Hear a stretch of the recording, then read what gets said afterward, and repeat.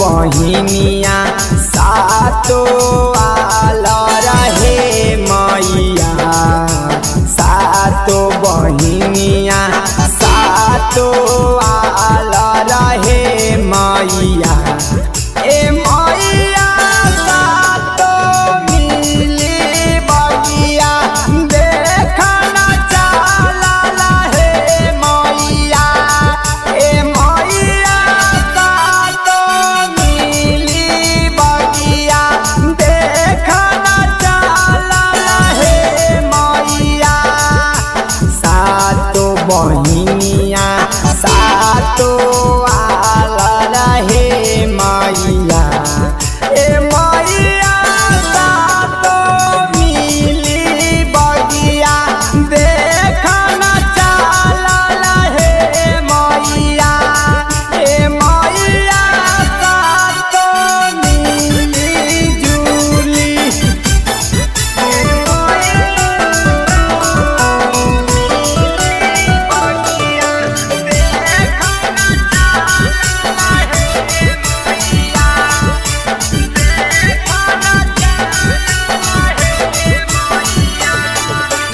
रहिया में मिललन भैरो भैया हे मैया।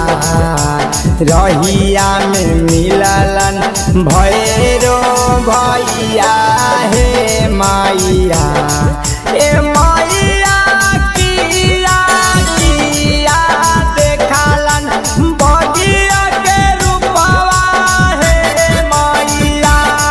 ए मैया किया किया देखलन बगिया के रूपवा हे मैया।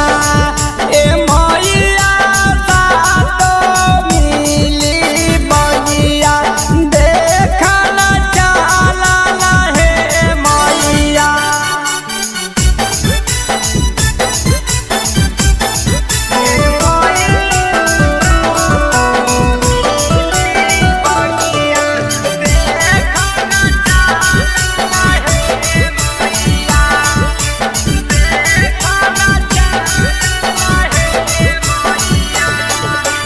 देखनु ना देखनु बगिया के रूपवा हे मैया।